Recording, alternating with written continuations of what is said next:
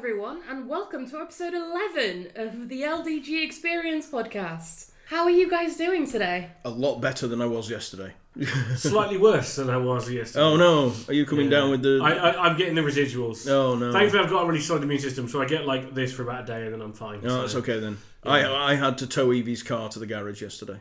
By hand, just over the shoulder? Over the shoulder, I wish. I felt like I did that, to be fair. But no, it was an experience, and one that I do not wish to relive. It was preeminent by the fact that Evie, because she was in the car, her car, that I was towing, and all she did the whole way there was sit in her car, and I could see her in the rearview mirror and hear her through my window screaming the whole way there.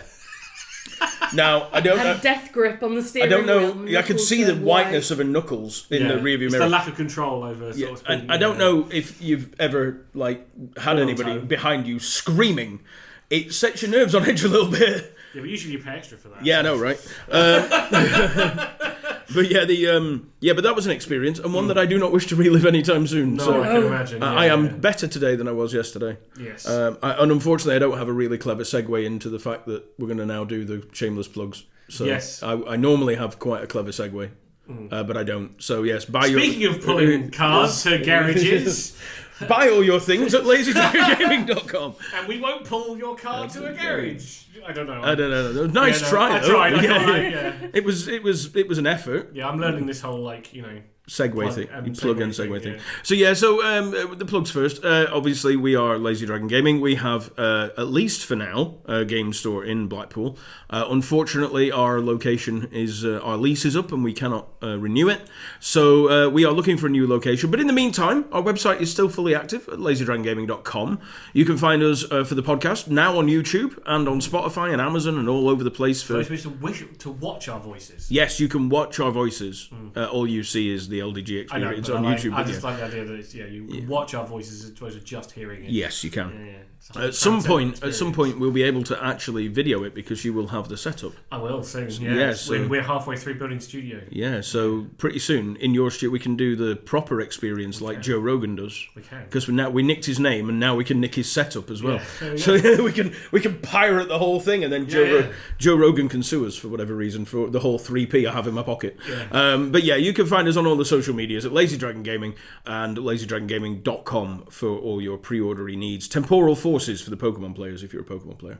Temporal Forces is now available for pre-order. Pete, go.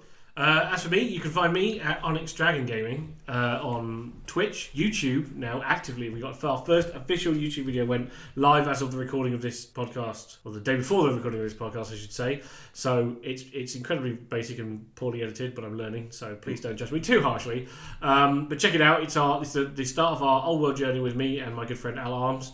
As we go about painting the brand new old world army boxes. Which one are you doing? I am doing the disturbingly French Bretonnians. Ah, yes. And he's doing the disturbingly Egyptian Tomb Kings. Tomb Kings. He has a much easier job than you do. He does. But I'm very excited because I've managed to get my custom transfers made for the army. I've sorted out my colour scheme. And keep your eyes peeled to all our socials to see the progress on both of those things. And as I said, we are currently in the process of building our own recording studio for various videos and streaming and podcasting and all sorts. So I'm very excited. That'd be awesome.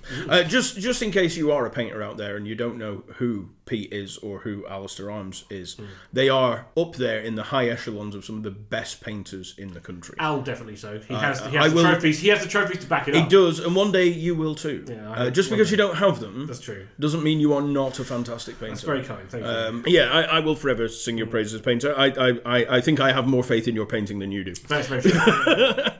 But yes, today we are discussing one of my favourite second founding chapters of Space Marines. Yes. And that chapter of Space Marines is the Black Templars. They were founded, as I said, the second founding. Yes. Their first chapter master was Sigismund. Yes, where Rogel Dawn packed all the the people who suddenly had this religious experience. Yes. And they kind of packed them all off into a big ship and said, okay, go and do your thing. Go and do your thing. Now, we'll discuss Sigismund first. Yes. Because he's important. Oh, yes. He's very important.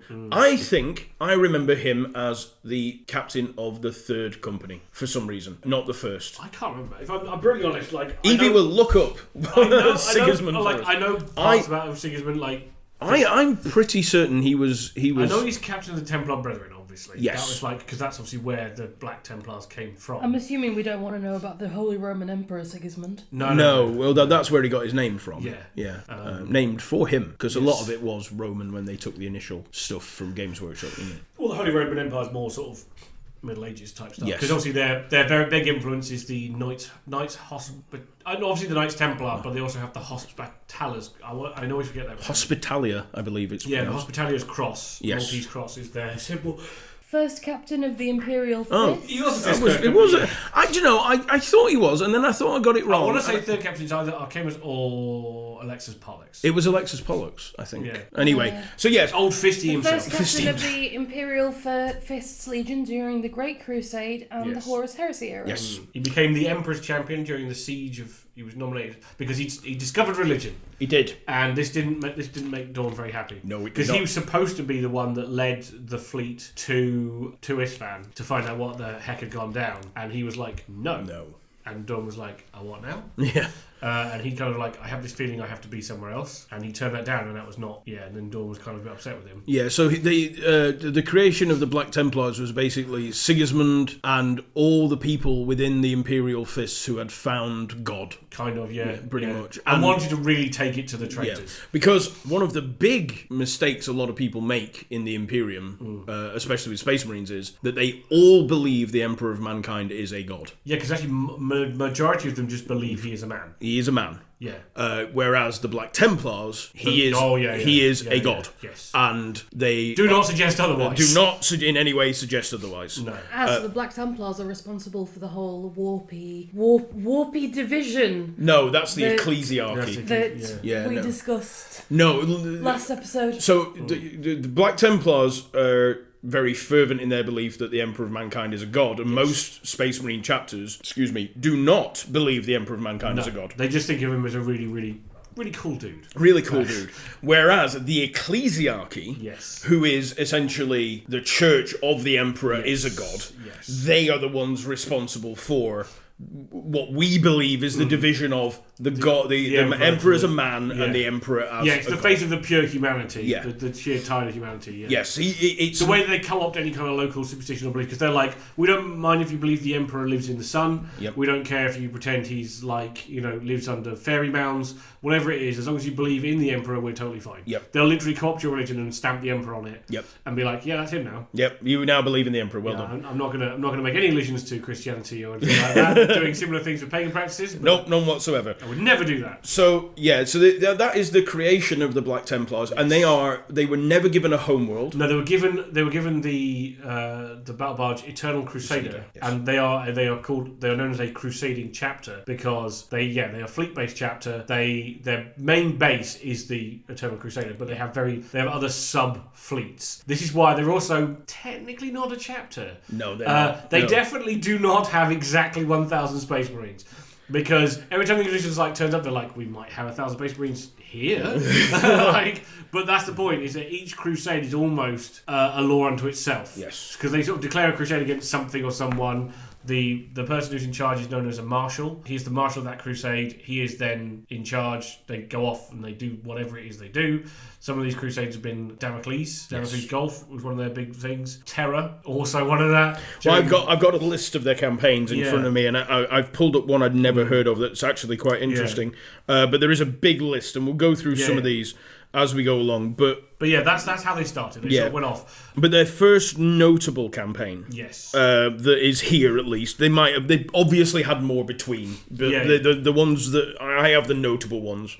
But they're not really a chapter. No. Because a chapter is 1,000 Marines. Yes. And there are a few. And they sure as shit don't believe in the Codex Astartes. No. There are a few chapters, I say chapters, in inverted commas chapters, who definitely don't fall into that. The Space Wolves being one. Yeah, their numbers are kind of all over the show. Yeah. And the Black Templars being the other notable one who... Whereas the Dark Angels are exactly 1,000. They only have control over 1,000 Marines and maybe some other 1,000 Marines that occasionally follow their orders. Yeah. But by the letter of the law. Well, yeah. The fact that every time they go above it, they just make a new chapter and call it the Angels something else, and off they go. But they will always come back. These guys to go and do something else. Yeah.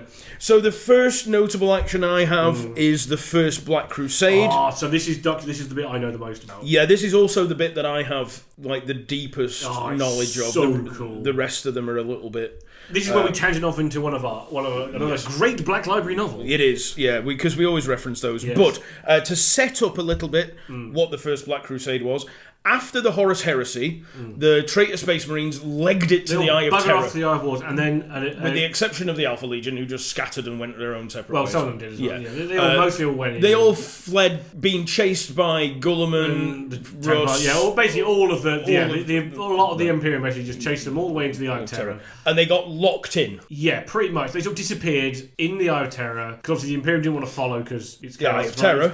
Yeah, and this is when we get to a period known as the Legion Wars. Yes. Which is, it's a quick aside, it's a very fascinating topic, but the brief period thing is, a lot of the legions blamed the Sons of Horus specifically for the loss at Terra, and they tried to stamp out a lot of them and kill most of the Sons of Horus. The Emperor's children, who'd spent most of the Siege of Terra doing horrible things to the rest of Terra, were the largest legion and mostly intact, and they attacked the planet that the Sons of Horus were using as like a shrine world to Horus's body, and kidnapped it, took it, and gave it to Fabius Bile. Yep.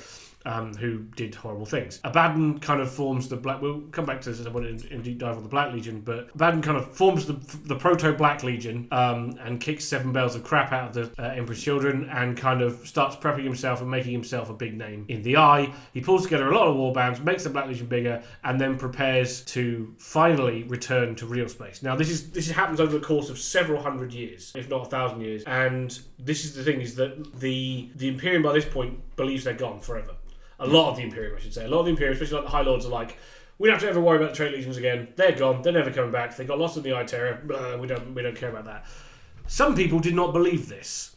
One of them, most notable, being Sigismund himself, who pretty much kept station outside the Eye of Terror, knowing that they would come back and wanting to get his pound of flesh, so to speak. Yeah, he was not a huge fan of Abaddon at this point. One of the things, any of the traitors. His faith had kind of deepened, and by faith we mean like religious nut barring. Yeah, he has turned now what was religious fervour into fanaticism in the Black Templars. Yeah, and real hatred for the heretics. Yeah. Any heretic, any witch, any mutant. Yeah. None of that will not stand. They will literally just purge it. They don't ask questions. They just purge it out of existence.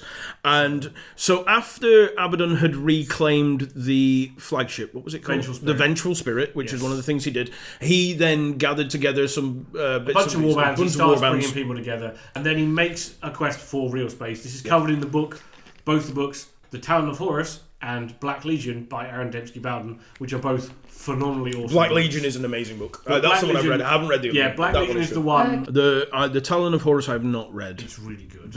I have read the Black Legion. It explains just how badass that Abaddon is. Yeah. And why, and also it's all that thing about we were talking about before, about the Brotherhood thing. Yeah. About why he wants to form the Black Legion. Yeah. And why people want to form the Black Legion with him. But they make a bargain with the ferrymen who let them back into real space. And sat waiting for them is the Eternal Crusader and Sigismund, who at this point is an old man. Yeah. So Time, very briefly, for anybody who doesn't know much about the warp, we really do have to do an episode on the warp at some point, because it will clarify a lot, and we can just reference back to it. Yes. Basically, time in the warp passes in a very strange way. Well, the laws of physics don't apply to the worlds and stuff, especially the more deeper in the warp you are, because the Eye of Terror is sort of a weird place because it's kind of halfway in and halfway out. Yeah. So some laws apply and some don't, depending on where you are and when you are. And time is not a particularly solid stream, and sometimes it flows, sometimes it doesn't, sometimes it goes backwards. Yes. Sometimes it loops. So. Yeah. So in the Materium, in the regular world, in the regular galaxy, time moves forward. Yes, as we know. As we know it. Yes, we know it. In the Immaterium, in the warp, time moves in a wibbly, in a way, wobbly. Kind of feels like on a Tuesday, when the wind is blowing from a certain direction. Yeah. So what we found is, what we know is that Sigismund has aged. Yeah. Abaddon has not aged. He's pretty much just the same as he was, but he has gained in power because he's gone off and done a lot of wandering. He went walkabout. Yeah. For people who are familiar with that concept, yes. He kind of went walkabout in the Eye of Terror.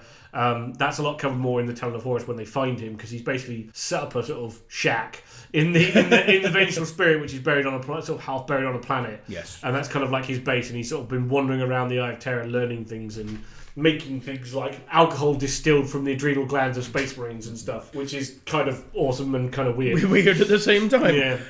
So just again, very quickly, this is in M31 781. So this is like roughly 500-600 years after. Oh, it's early M31. Yeah. So we're talking about 700 years. About 700 years after the Scouring. Yeah, the Siege and the Scouring. Siege and the Scouring. So Sigismund now has aged roughly 700 years. Abaddon has not. Yes. But lo, does the two meet? Yes, and battle doth commence. But in unusual fashion, and this is the bit where Abaddon behaves quite unusually, because there's obviously a big fleet battle going on. Yeah. And they, I'm pretty certain it takes place on the Eternal Crusader, or does I don't know which way round it is. I can't remember. I can never remember because it's been a while since I read the book, but I remember. One group of one. I remember the fight. Goes to the other's flagship, which is like, and they're not really impeded.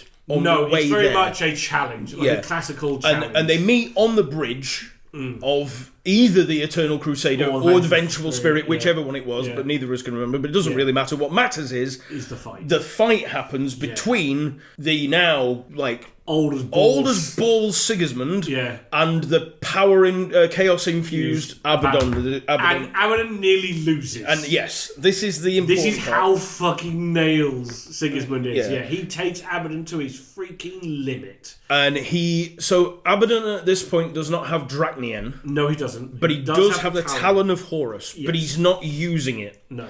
Because he doesn't really like Horus. No. One of the big things. He used the Talon to kill the Kyme of Horus, which we'll cover in a different thing.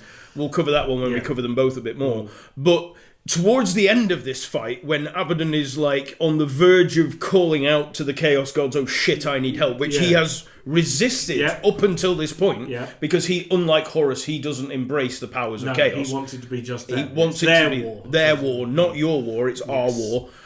He's on the verge of, I might have to do that, when old man Sigismund obviously leaves a slight gap, and he swings the Talon and gets him.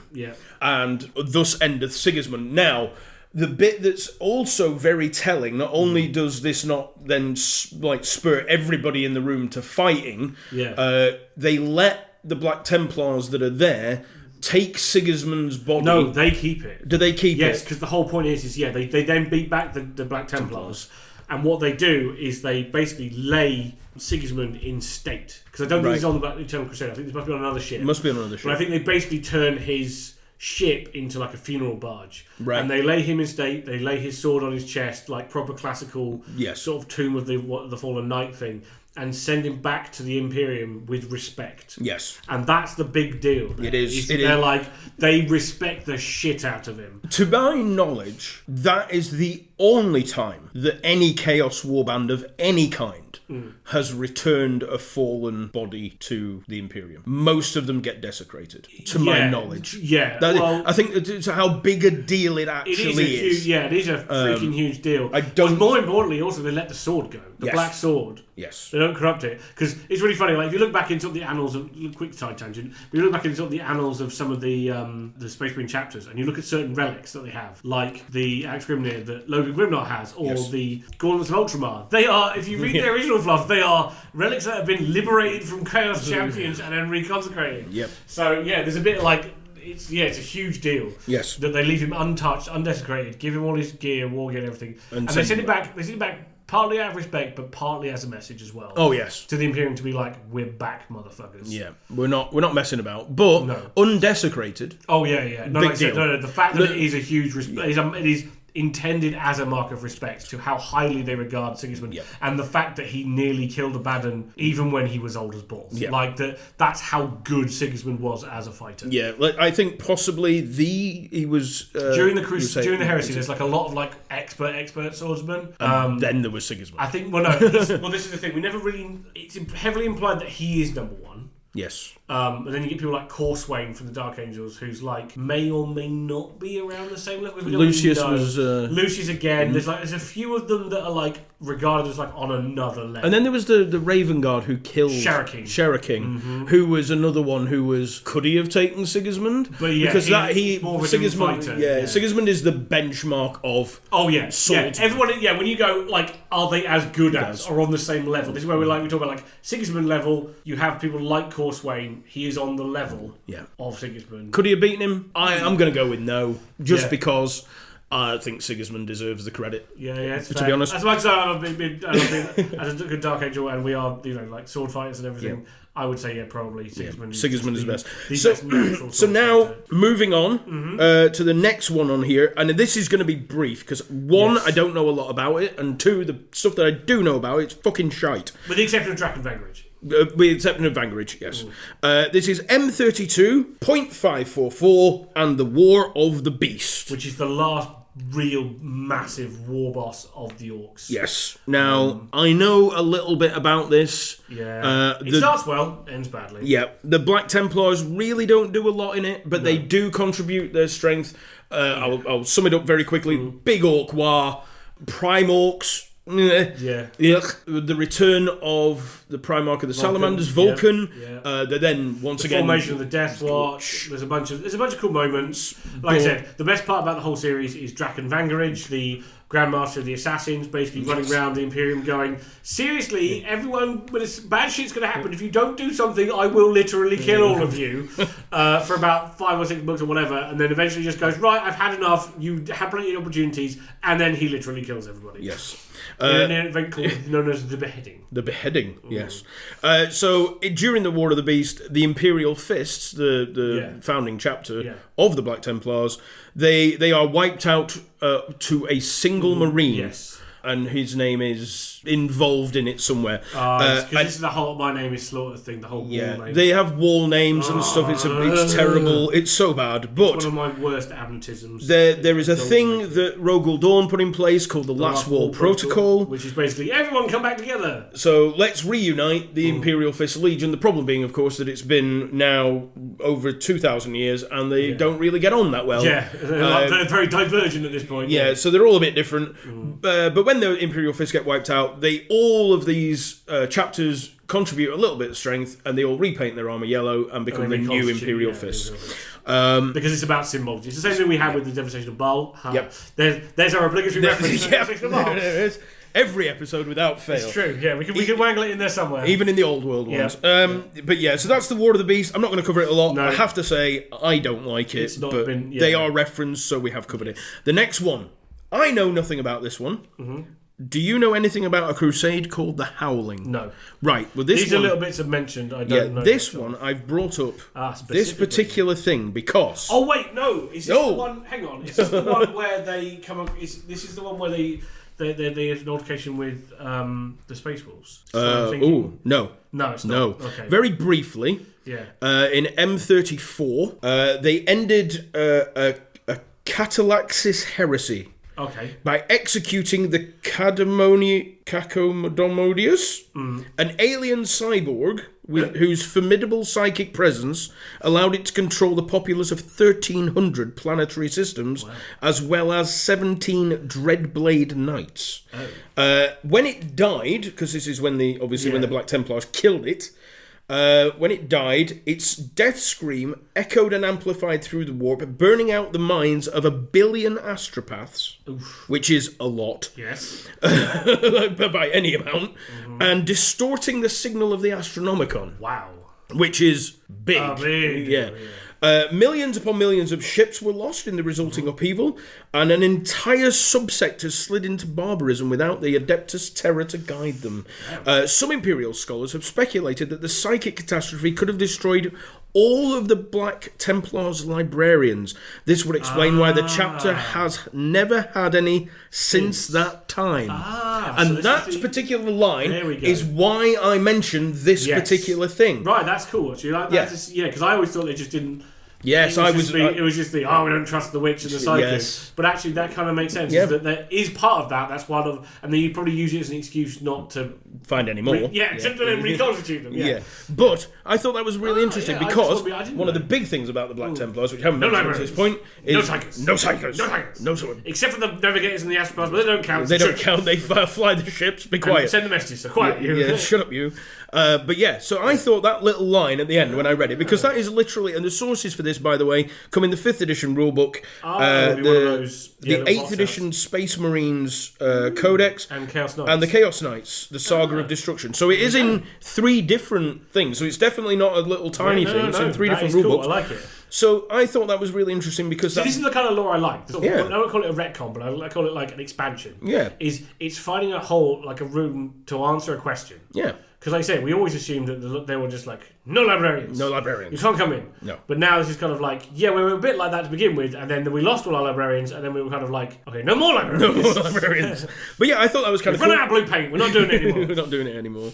But yeah, I thought that was kind of cool. A little bit of a thing. And it was called The Howling, and it is referenced, like I said, in 3 different books. So that's really cool. Yeah. The next one that I've got here is, I've got the Barbarous Incursion. I don't know, do you know anything about the Barbarous Incursion? I'm not reading all of these because we'll go on forever. The next one's the one that's important to me. So the next one up in M36, which most of our listeners will have heard of, hopefully, and if you haven't, we are going to do an episode on it because it is really cool, and it's another one. Like, I really hope now that we've finished the Heresy, actually, this is a quick tangent. Yes, I actually really hope we get a series books based on the Age of Apostasy. Yes, so the Wars of the Apostasy, or Age of Apostasy, as it's known mostly, and also known as the Terran Crusade. Yes. Now, to fill in people who don't know, in M36, a man by the name of Goj van Dyer, who was the Ecclesiarch. He was. He then, when the Lord of the Administratum died, he appointed himself Lord of the... So he basically put the powers of the church and the state in one guy. Yep. And was like, I am now in charge of the High Lords. I am effectively Emperor 2.0. Yep. And people were like, no. However, because he had basically convinced people that he had the divine right given to him by the Emperor as the head of the ecclesiarchy, they wouldn't go against him. And because he was in charge of the High Lords of Terror, being the High Lord of Terror, he had overall command of both the Imperial Navy and the Astra Militarum. Which basically meant that while nobody wanted him there, it was really difficult to do anything about it. And he also had his own personal bodyguard. Yes, the Daughters of the Emperor. Yes, now this is another tangent. Again, this is the founding of what we now know as the Adeptus Sororitas. Or the Sisters of Battle. Yes. Basically, he went to a small backwater-ish planet, and he arrived, and the Daughters of the Emperor were a convent. They were kind of like warrior nuns, and he said, I am sent by the Emperor, you will do as I tell you. And they went, no. And he was like, trust me, shoot me, and you'll see my golden radiance will save me. And they shot him, and his conversion field, which turns incoming projectiles into flashes of light, did so, and they were like, oh my god, he must be sent by the Emperor. So, and lo, he had his own personal bodyguard, the Daughters of the Emperor. Then there was an awful lot of things happen with Space Marines appearing on. Then the insurgency happens because obviously people don't know about this, and a bloke by the name of Sebastian Thor. Yes. Arises. Who was actually guided by the Emperor. Yeah, he was like, hell no, this ain't going to stand. Hang on a minute, I'm getting a completely different thing to it. Formed an insurgency, formed a sort of counter-revolution. But at the same time, the thing is, the Space Marine chapters are all independent. Yes. So this is the fun part. This is one of the things I love. Is because after the heresy, the law states that without express permission, you cannot have the only Space Marines that can set foot on Terra are captains or commanders and bodyguards. Personal bodyguard. So this is where most of the Space Marines that end up on the fight, this second sort of semi-siege of Terra, is a shitload of captains and their very reinforced bodyguards by the letter of the law, except for the Black Templars who were just like, fuck it. Fucking don't care about that. Yeah, we're just going to turn up. So they fought really hard against this whole age of apostasy thing. They were not best pleased. No, they didn't like. Well, as soon as they found out about it, they were one of the driving forces to get rid of. They were like, I'm sorry, you tried to usurp the Emperor's name. I don't think so. I don't think of having any of that. But we will cover the age of the apostasy. It's fascinating because it's really cool stories. Awesome. It has one of my second favourite of the assassin stories as well. Another legendary Grandmaster of the Assassins, because basically if you ever come across the character of the Grandmaster of the Assassins in any Black Library book or pretty much any of the like codex or anything like that, you're in for a good time. You are in for a good time. Yeah. Yes, indeed. So, the Age of Apostasy ends with the creation of this Adeptus Sororitas. And, which is, again, I love because they basically say that the Ecclesiarchy, because of all this wars of faith and everything, the Ecclesiarchy can no longer have any men under arms. So they don't. They have the Sisters of Battle, which are not men under arms. Yep. Right. That's like, I love that. It's another one of those brilliant bureaucratic, well, technically. So we jump forward a little bit, 543 years to M36.543 to the second purging of the Lustrati. Pete? There's not much again. These are just little box outs I remember from being for like there's one of the banners they show off is the Lustrati banner. Yes. The Lustrati Crusade banner, I should say. I think the other two real. There's lots of campaigns they're involved in. I'm gonna jump through them all, and we'll get to the important ones. But there's two other big important ones. Yeah, there are. Yes, indeed. So, and then we then go to the Sanctimonia conflict, M37, the Archon Crusade in M38. These will all be on the timelines you find in your codex. There will be little things where the Black Templars turned up and rogered the absolute crap out of some guys, and set 1 million people aflame, or something. You know. M39 we jump to then to the Aegusine Crusade. And then also in M39 you've got the Angevin Crusade. The Durelius Crusade, the Donning Crusade, the Battles of Schrödinger 7, the Ghoul Stars Crusade. Now, this one isn't covered very much here, but the Ghoul Stars, I don't know a lot about the Ghoul Stars, but for the fact that it's just weird. Strange shit happens in the Ghoul Stars. And nobody knows why. No, there's just mysterious crap. But there's no like obvious warp tears or anything, but weird shit goes down. Weird shit goes down in there. And I think there's 3 Space Marine chapters. The kind of guard dedicated, whose entire creation was solely to deal with the Ghoul Stars. They kind of keep one eye on anything that's inside it. And they go in periodically. Stuff happens. They come back out, reform, and go in again. And every time they go in, it's still weird, and they can't do anything else. But the Ghoul Stars definitely something we'll cover, but because it is really weird and really cool. But that's M41 unknown because the Ghoul Stars. Then we go on to the Nightfire Crusade, also in M41.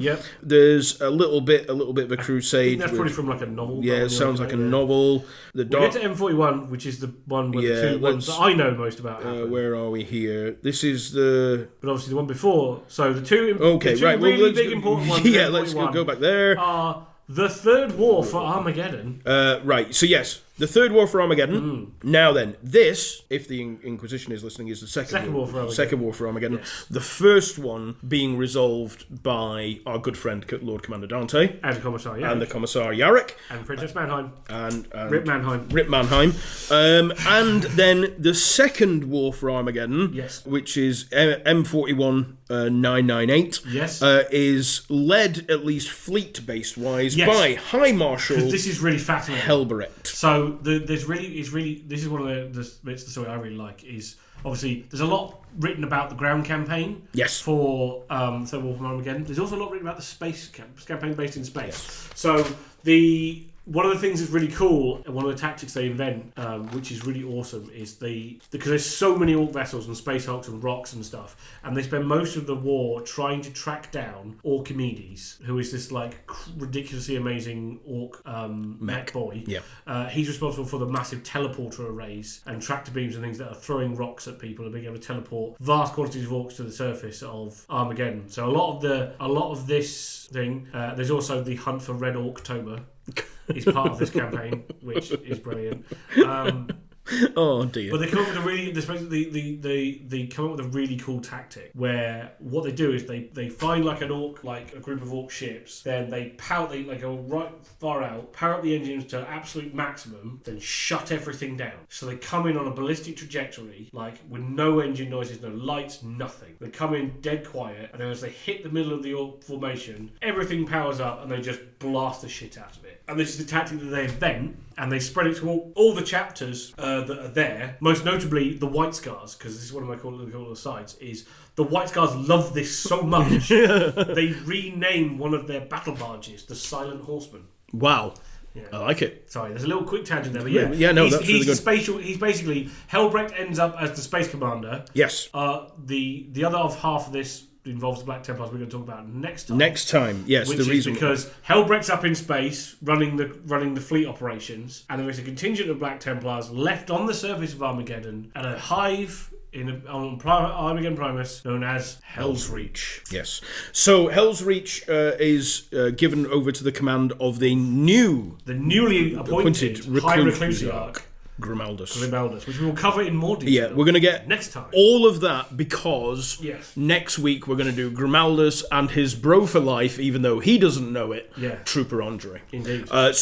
But the third war for Armageddon, and again, for those people who don't know, the reason why I keep saying it's the second and the third, I'll clarify. The first war for Armageddon was Angron's invasion. Angron invaded, there's the whole thing with the Grey Knight, the entire company Grey Knights had to stop him. Then it started a war almost between the Space Wolves and the Inquisition. Yes. And the fallout covered fantastically in the book The Emperor's Gift, again, by Aaron Dembski-Bowden. He is a very good author. He is a very good author.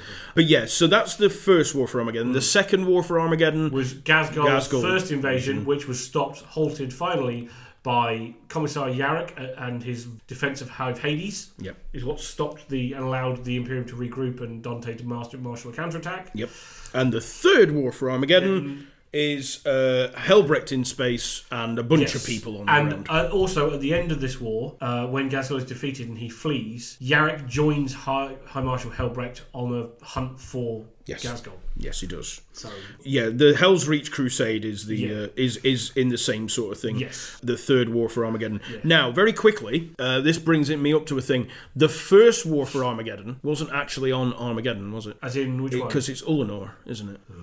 I knew you'd like this. I did this on purpose. Thank you. Yeah, I did this deliberately. So, we find out in the war. This is the reason why I don't like War of the Beast. Yes. This is another... Supposedly, the reason why orcs are drawn to Armageddon is because it is in fact Ullanor, which is the place where the Emperor and Horus defeated the last great orc war boss. Yes. And that they teleported the entire planet apparently to a new place to become called Armageddon. Yep. Which is stupid.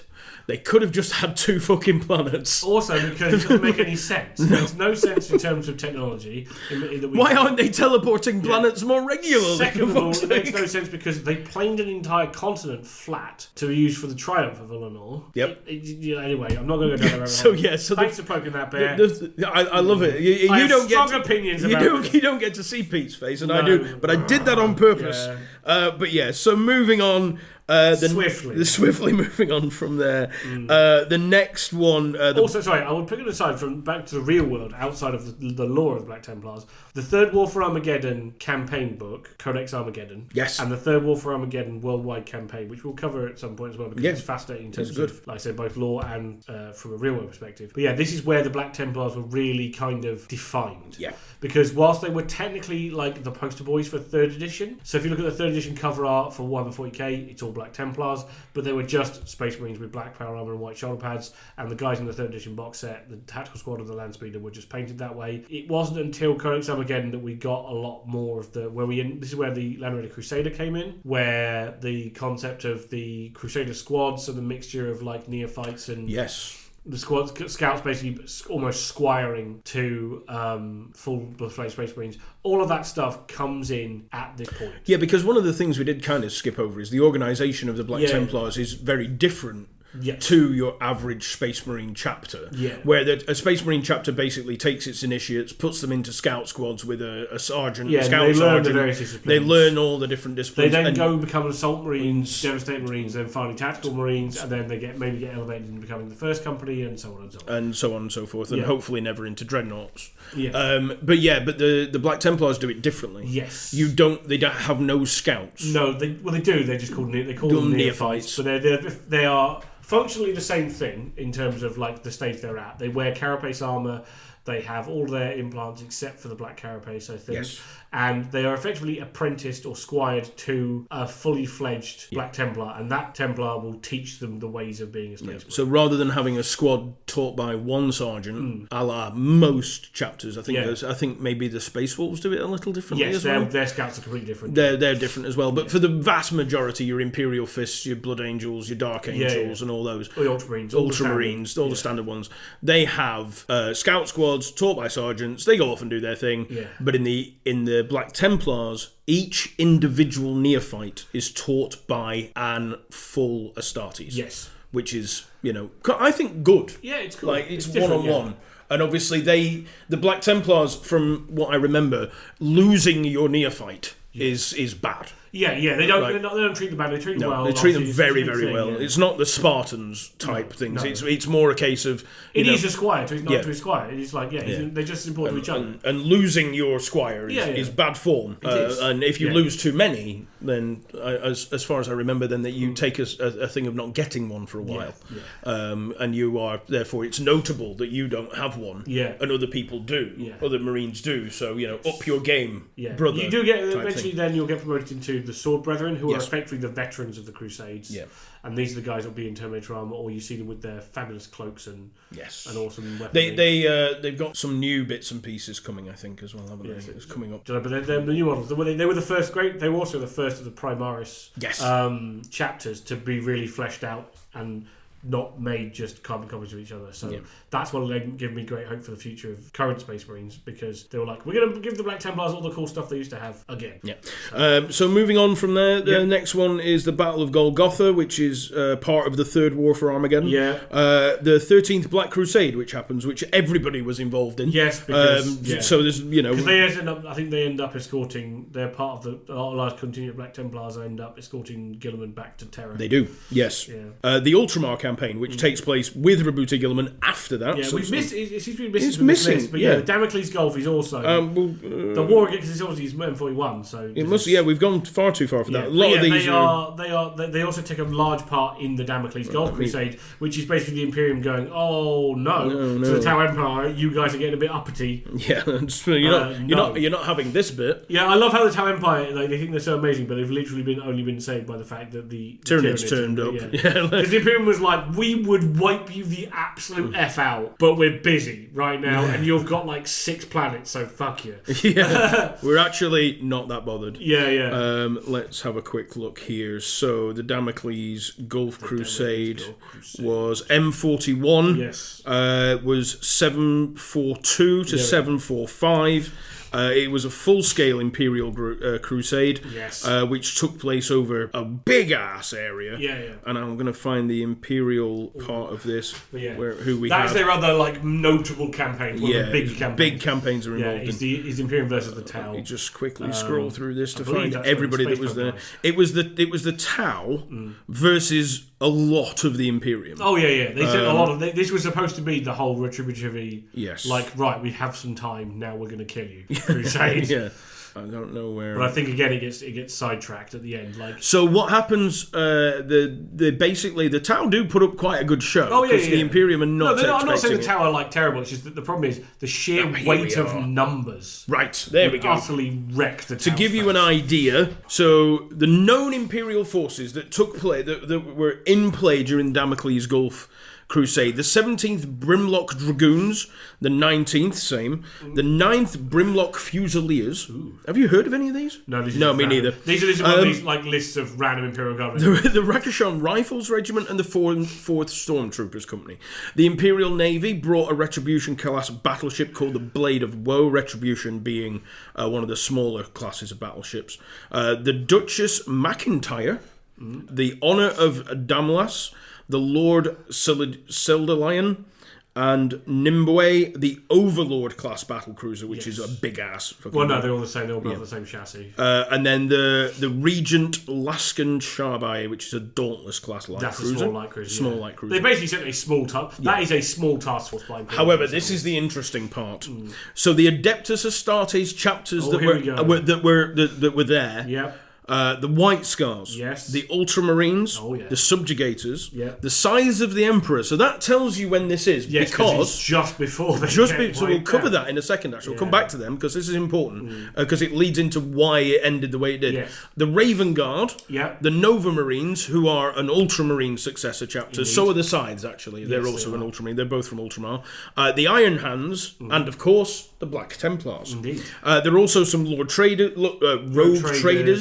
The Legio Thanataris, which is a Titan Legion. And then, apparently the Tau had the Firecast. this is where I'm going to quick tangent because it's a really fun little story. Is talking about Imperium versus Tau. In the Taros incident, which is another incident where the Tau tried to take an Imperial world sort of bit by stealth, but they end up taking it and then the Imperium counterattack. The funniest part about that story is, so the Adeptus Mechanicus agree to help, and they're like, we're going to send some Titans to you. We're going to send a bunch of Warhound Titans. And the Warhound Titans are basically stomping around, kicking the ever-living crap out of the tower and everything like that. And this is the advent and the first deployment of the Tiger Shark AX-10, which is a Tau aircraft with a pair of giant railguns mounted to it.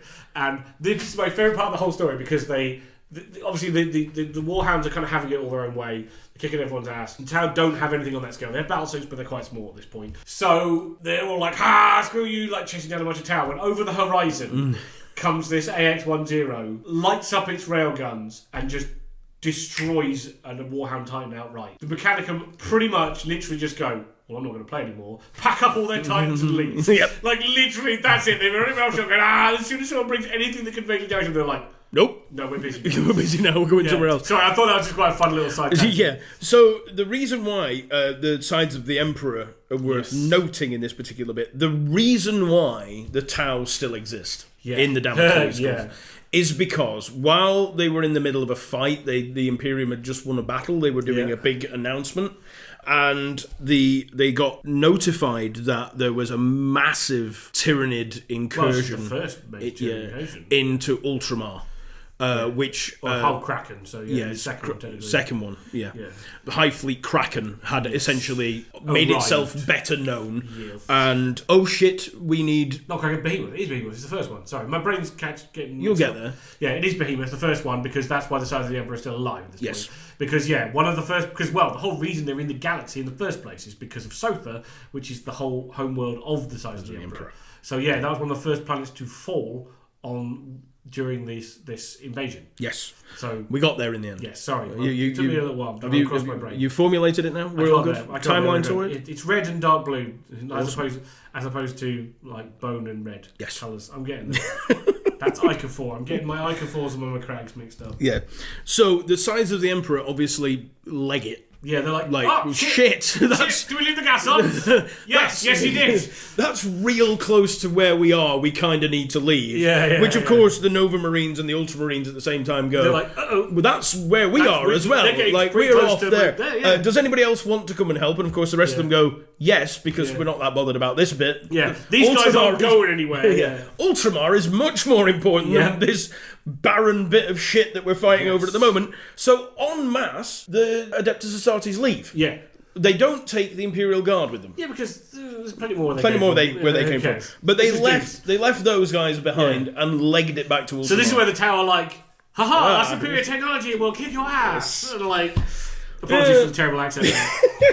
But they basically are like, for the greater good. And they come steamrolling over the Imperial Guard. Yeah. And they're like, we win the Damocles Gulf Crusade. And it's not really, no. It's a bit like wrestling. It was Dusty finish. You won by DQ. Yeah, it was overturned on appeal. Yeah. Ain't nobody cares about your shit. No. We're saving it for WrestleMania. Yeah. So that's the Damocles Gulf. And that kind of, there's a bunch of stuff like random new bits for the 42nd millennium. Yes. But that is pretty much a brief history of the list of the Black Templars Templars sort of bits and pieces. There is, I believe, one more that I saw. I think I might be wrong though. Let me just have a quick look. Yeah, I'm not sure, but I need to catch up on my 40. Yeah, so there's a bunch M42. Yeah, I'm good up to 999.99 M41. Yes. Anything beyond that, I'm still a bit shaky on because they keep doing time jumps and adding bits in, and I'm not sure. So the Angevin Crusade is where it turns to mutiny over the issue of Primaris Marines. This is covered in the Dawn of Fire series. Yes. Which I, again, have not read that one. But there's also an incident, like what we forgot, there's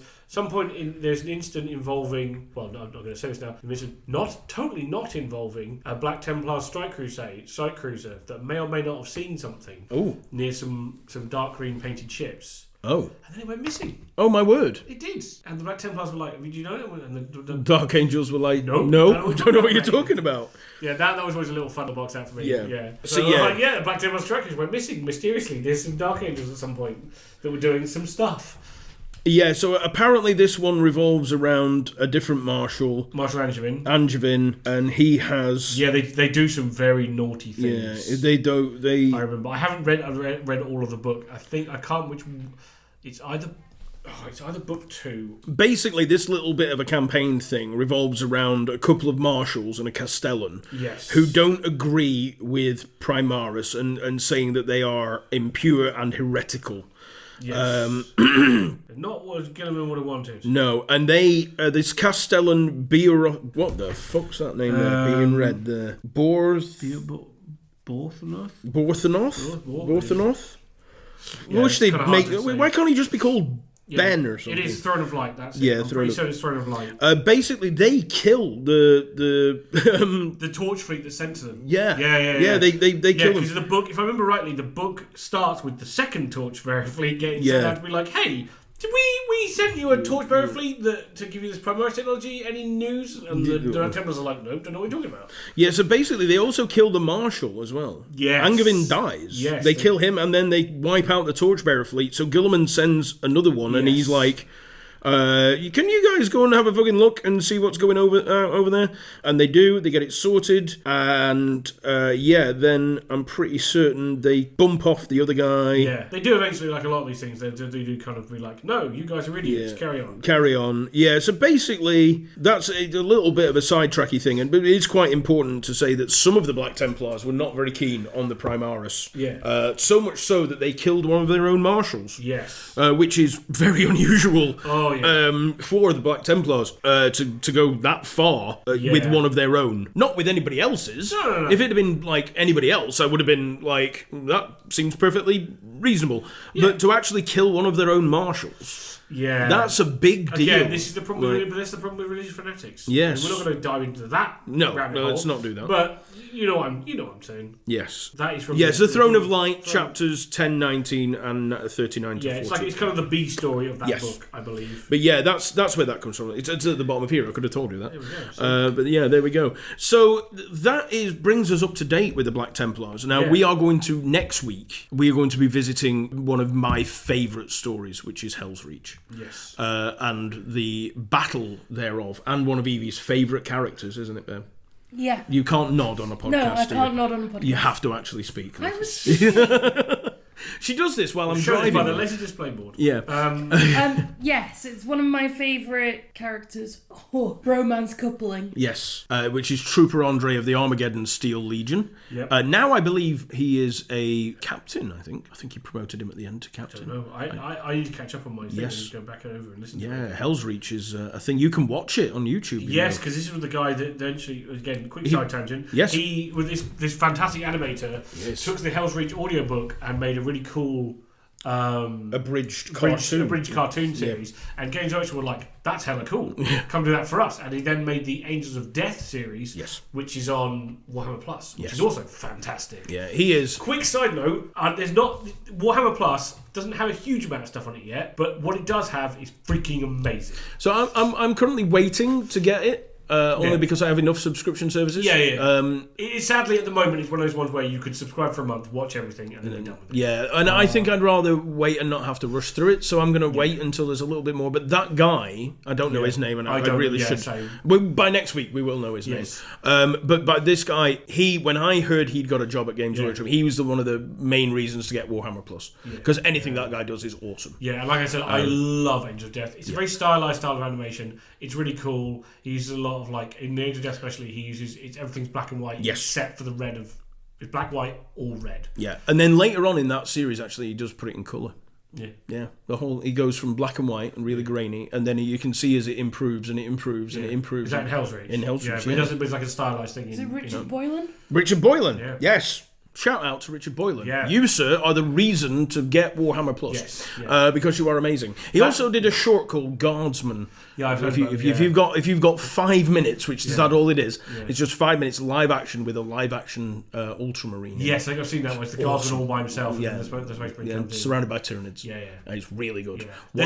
Watch that. I have to say, it's one thing I did love about Games Workshop is if you're making a really cool series or you're doing some really cool fan stuff, GW will these days will pretty much just knock on your door and be like, come do it officially. Come do it officially, please. Yes. Yeah. And that guy, Richard Boylan. Richard Boylan. Yeah, there's some really phenomenal guy, phenomenal story. And like I said, all the stuff on Warhammer Plus, I think is really animator. Good. That was the word I wanted. Yeah, phenomenal. The Exodite especially is a personal favourite of mine, which is a 3-episode series about there's a planet that's basically being fought over between the Imperium and the Tau, and the Tau are desperately trying to find a way for peace. But it's an Exodite maiden world. Right. So there's one Exodite who keeps going around murdering all the leaders of both sides to keep the war going. Yes. So this stealth team gets sent to kind of stop him, which they don't manage. No, what a shock. He manages because he makes it.